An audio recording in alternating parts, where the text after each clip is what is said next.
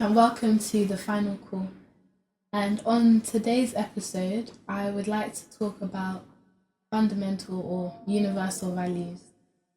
Now, in today's world, there's a lot of things that we may believe that are outdated or old fashioned, and we need to bring new ideas or a new mode of thinking to order to get far in society, as to say. But there are some fundamental things that no matter how much you try, you just can't get away from it. And one of those things is values.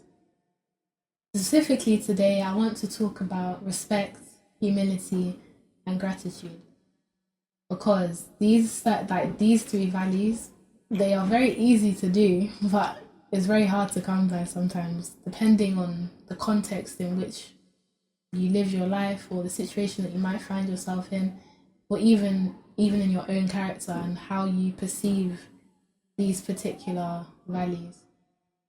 Now, when it comes to respect, it is the idea or the belief of why you admire somebody the way that you do based on how they carry themselves or their abilities, or something in their character is just like, oh wow, like, I just have to, the respect, I give my respect to you, as to say. And then humility is it's the ability or the idea of seeing yourself in like a modest or a very unassuming sort of perspective. Not up in the sky and I just think I'm princess or queen or whatever, or king. It's very, very modest. And then with gratitude, it is the idea that we always go about our way to show appreciation or thankfulness for something that is being done to us, or when somebody's doing something back to you, how do you show it? And then the opposite of respect and humility and gratitude is pride, ungratefulness, and disrespect. Now, it's probably easy to, whatever I've just said is the total opposite, but I will describe it for you just so that you understand. Disrespect comes off as something that you just show a lack of admiration, you almost insult or show offensive behaviors or attitudes towards something. And when you're prideful, it's not necessarily that you love yourself, but you take great interest in when you do something that it's like, wow, I'm just that good. Like, that's a great thing for me to say about myself, kind of thing. And when you're ungrateful, of course, it means that you're not considerate of the actions or the thoughts that someone has taken to show you like something good, or show you how just show you how that they're thankful for you, or why you're deserving of such grace in their lives, as to say. Now, when it comes to respect and humility and gratitude, there are certain things as to why values are important.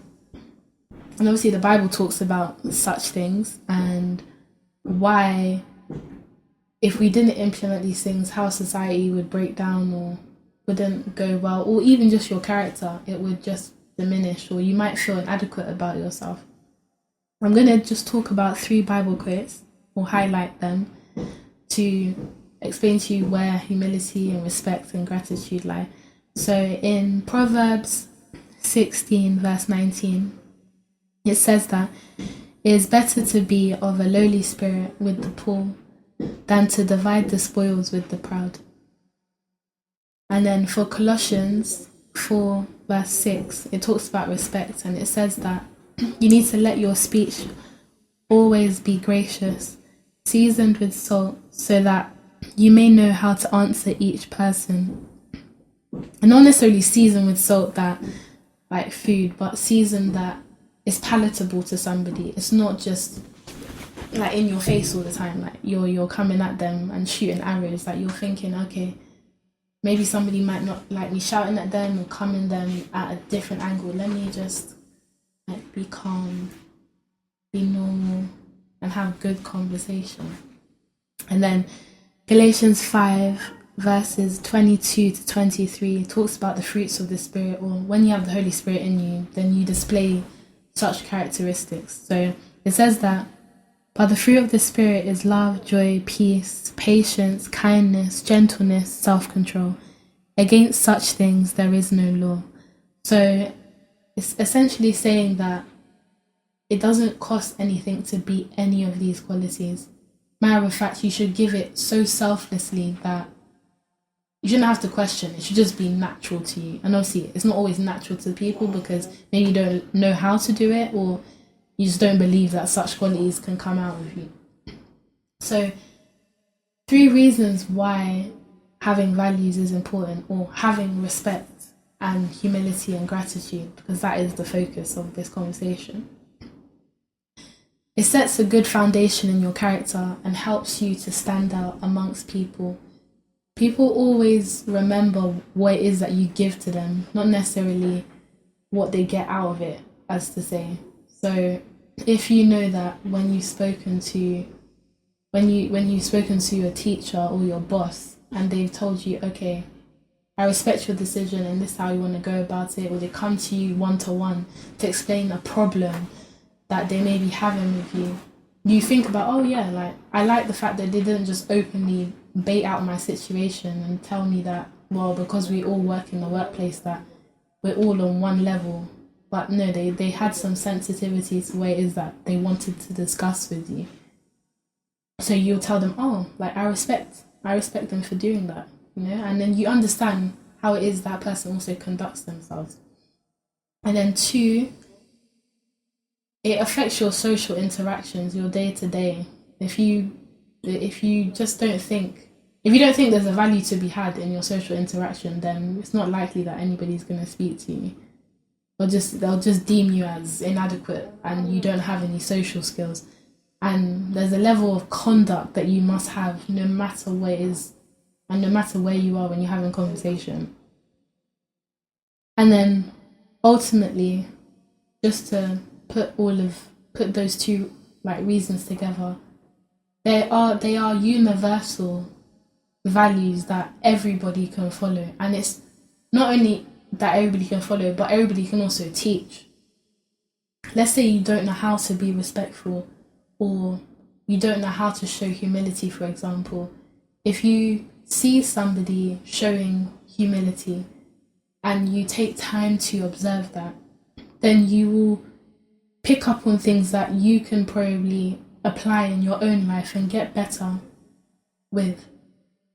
There are some values in life that are either solo, or if you live in a certain society or you grew up in a certain community, some values are more important than others. But when it comes to for instance, collectivism or individualism, some people believe that community is important, whereas being an individual is important and you have to just be a go-getter. Don't worry about everybody else and what they're doing, just get what's yours. So it really depends on what you are exposed to when it comes to values, but overall there are some values that, because they are universal, you can't make an excuse for saying, well, I don't know how to do that, because there's so many examples. If you're willing to observe, listen, and even understand, you might just understand a lot about certain things. So I'd like to focus on what it is that would most likely maybe affect your ability to apply how to be respectful, or how to be humble, or how to show gratitude in certain situations. I've collated a long list, but I won't go too in depth into it, but I will highlight the points that are necessary. If you live in a fast-paced society, which is basically what everybody is going through nowadays, everything has to be now, or we appreciate the idea of convenience. If we can get it tomorrow, then it makes the world a better place in our eyes, because we don't have to wait for anything. There's no need to be patient.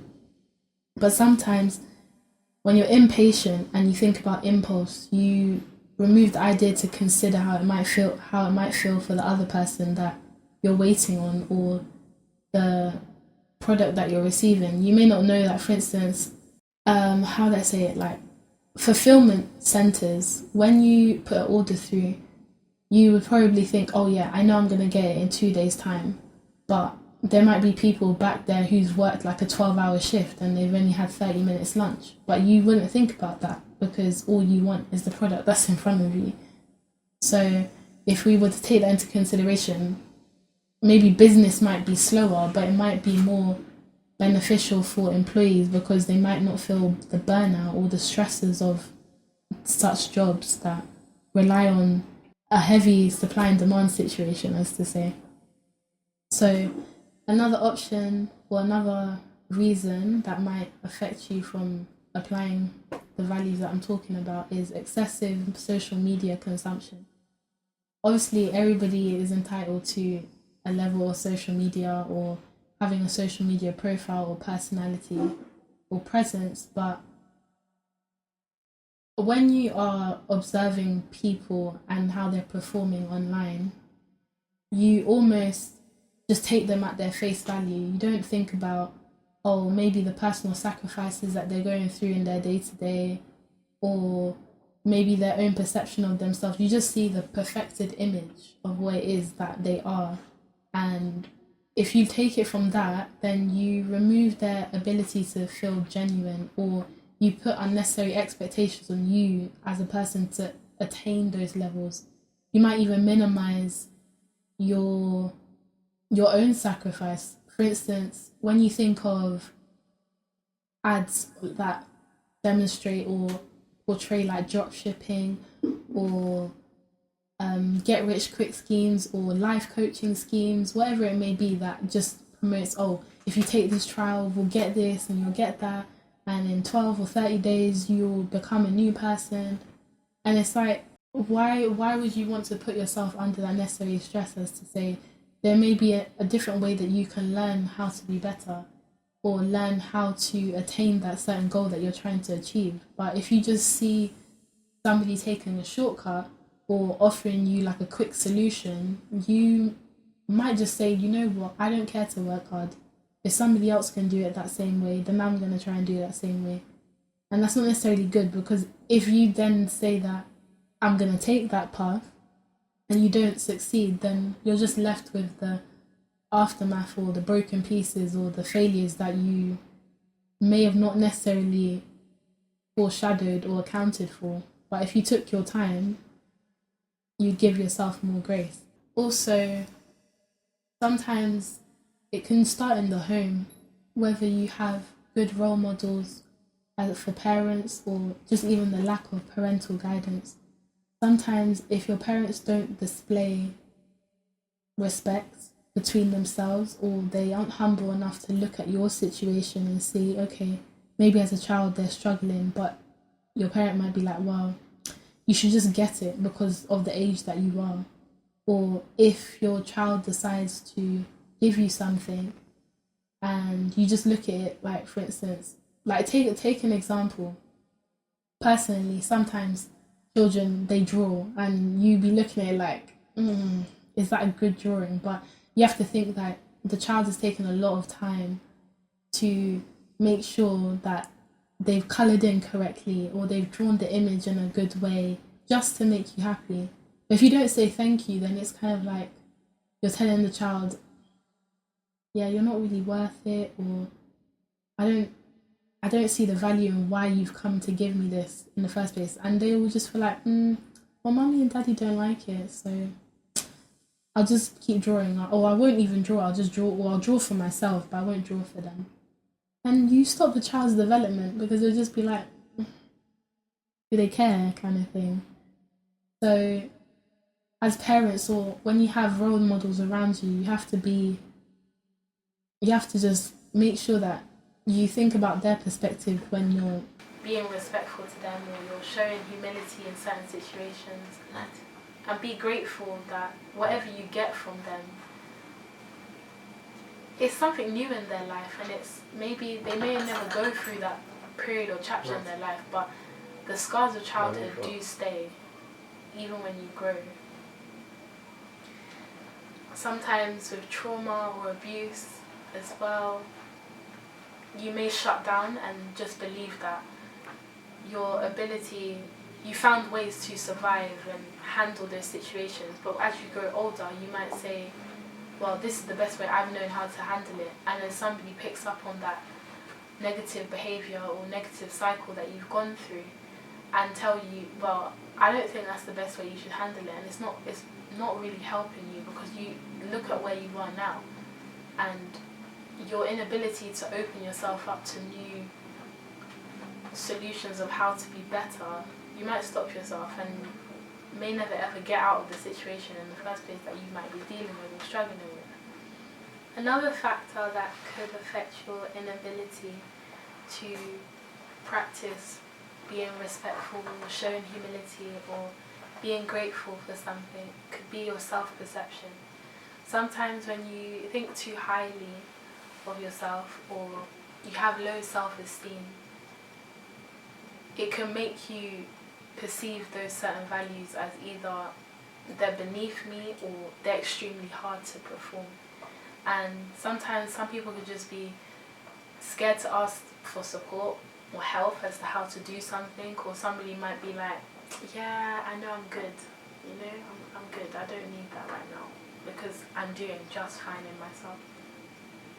And sometimes you just have to be checked, you know, you got to be humbled that sometimes life situations will humble you. And so you just got to know, are you ready when life hits you sometimes? So I've collated like 4 or 5 ideas that I think, or habits that will probably help you to apply being respectful or showing humility or being grateful in life. So the first thing would be is just be accountable, but don't be too critical on yourself. Sometimes you may go through a situation and then you just realize in the aftermath, oh yeah, I could have done better, as to say. And it's better to have recognized that where you were wrong in that moment, rather than sit there and just wallow and hope that some situation comes out of it. Like, just recognize the problem, apologize to whoever it is that you may have offended or wronged, and move on, and just know that next time this is what I will do. Number 2 would be just practice being non-judgmental. Put yourself in other person's shoes, obviously show empathy, but think that when somebody comes to you, they hope that you'd understand them, they'd listen. You can just show respect by just even opening up and telling people, I'm here for you. People will just want to just maybe be even more open with you about certain things because they know that you're a safe place, that you're vulnerable. Sometimes for people in life, they roll different dices, and when they explain to you maybe a perspective or a reasoning or a solution as to how they got to where they were in life, you might just think, well, the way that I did it is the best way, and why did you do that? And why did you do it that way? But if they explain to you why, then you'd be like, oh, yeah, like, I didn't think about it that way. And maybe in the future, you might become more open-minded and not tunnel vision with everything, or you might know how to refine if you constantly pack your life with certain solutions and remedies and try to actually identify like what works best for me. And then another reason is, remember, sometimes you can be the teacher and the other times you can be the student. Just know when to sit back and observe, and then know when to apply the relevant knowledge, as to say. Nobody likes to know it all, and if you try to say you know it all and then you have to prove yourself if somebody asks you to do so, and then you embarrass yourself, and what are you going to do? So take it in turns, take everything in moderation. And then second to last, I would say know the reason why you might want to practice certain universal values. Not because other people are doing them, but you have to understand what is in your character that you believe is lacking and you want to improve on. It's like you wouldn't just learn how to cook because you want to learn how to cook. You might love certain cuisines, or know that you're a hungry person all the time, so you learn how to cook so that you can provide for yourself. Or you study because you want good grades and you want to know how to be disciplined and perform well, or attain a certain status in career, in life, as to say. So know the motivation behind what you're doing, because nobody can dissuade you and tell you, oh, why is it that you're doing what you're doing? If you know your why, then you're more powerful than people who are very indecisive. And lastly, practice empathy.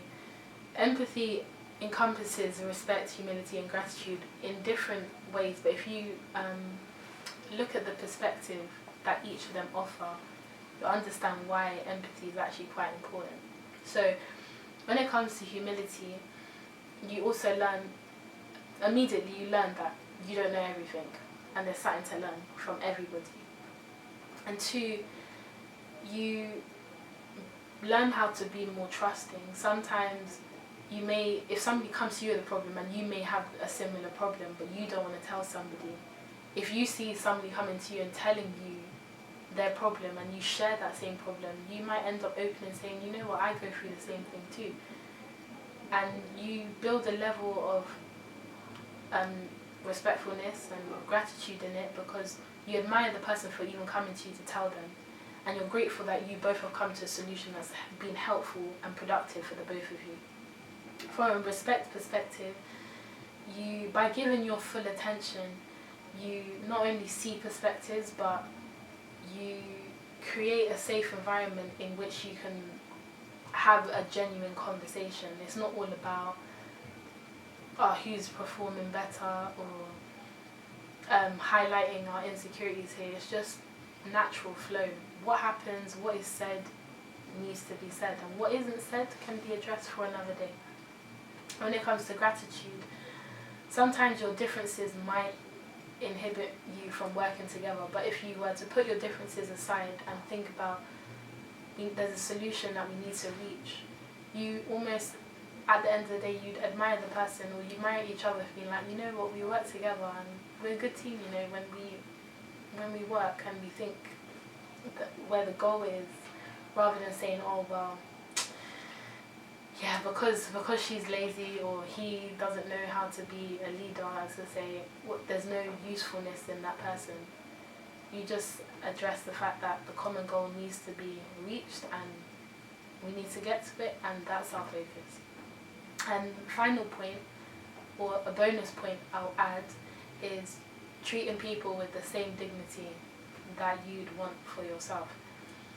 No matter where you started in life or where you get to, whether it be that you had a different upbringing from a classmate or someone at work, or you get a promotion, or you fall into abundance with money or whatever it may be, or circumstances are favourable to you in life, it doesn't stop you from bending down or opening your eyes to people who are disadvantaged or in unfortunate situations. If you can offer help, then you are just as good as anybody that's out on the street. The people who don't offer help are the people that really stand out, because you almost think, but why? Because if it was me, and we're all human, why would you not want to help? And it doesn't even have to be a massive responsibility that you take on. It can just be the smallest thing. If you see a child walking and you know that there's a pragya, for example, my mum and I were going out at one point, and we were going along the highway, and as we were coming back, we saw a mum with her baby and her daughters waiting for a pragya, and it was very busy morning. Obviously on the highway there isn't many pragyas coming by, And I had seen it, and then my mum had seen it, and she was like, okay. She stopped the pragya and told them, drop us off at our destination, which wasn't too far from where they were standing. It may just so happen that you might fall into a level of abundance through a lot of your hard work, or through the opportunities that your parents or other family members have set up for you. Like if you had a trust, or family members died and they just gave you some money on the side.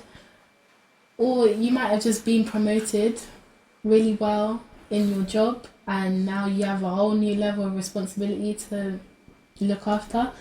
But all of these things do not stop you from opening your heart and just seeing that when somebody is struggling, offer your help.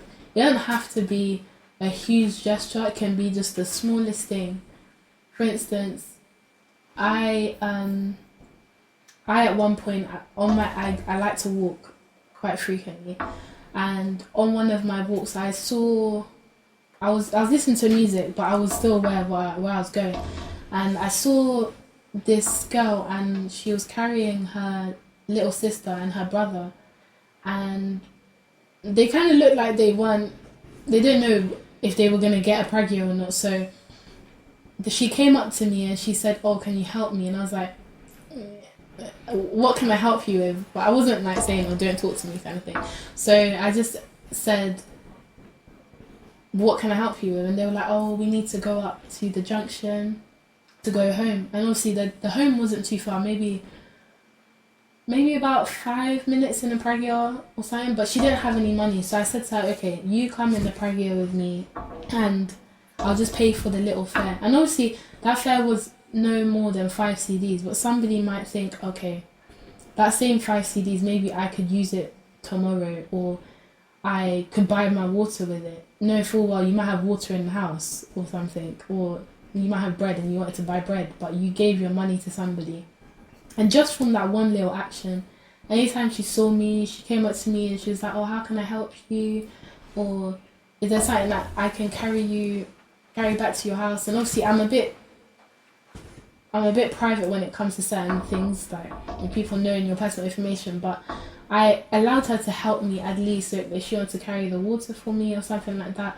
But just that small 5 CDs or something has helped so much. Like even with my best friend, there was a point in time where she started work at the same workplace that I was at the time, and she had come from her home country to live in London, and she had asked a whole bunch of people at work, oh, do you have £10, which is equivalent to maybe 50 CDs in Ghanaian currency. And I said, okay, I'll give you the 10 CDs. And to this day, I believe it's like maybe 6 years, we've maintained our friendship and it's going rock solid. But it just shows you, like, when you take the time to just give small, every little helps somewhere for somebody, and you just don't know who's crying out for help somewhere. So, and it leaves you with a good conscience knowing that you helped somebody today, even if you wasn't feeling in the best spirits. Helping somebody is helping you, it's helping your mental health. So in summary, I just want to say that values, even the ones that I've spoken about, universal values, are extremely important. They set a common foundation for society to stand on, regardless of like cultural, religious, or even societal opinions. If you know those values, then you know the trajectory of where you're going. They definitely influence our behavior. They set boundaries for people, between cultures, or just people in themselves. They teach you how to treat people with dignity, and overall, they encourage justice and cooperation and a shared sense of humanity amongst people. And most importantly, it creates a neutral background. Like nobody's going to argue that if you know that this is right when it comes to being honest, and this is right when it comes to being showing integrity, or this is right when it comes to being humble. Nobody's going to argue with that, because if you know that you've experienced that same thing when somebody's done it to you, then yeah, it's just, that's it. That's how the cookie crumbles, as to say. so everybody stays compassionate, stress-free, and humane. So all I want to say is that think about the values that you uphold, and think that everybody is able to teach somebody something. There is a lesson in everybody. And thank you for listening to today's episode, and I hope it was very helpful.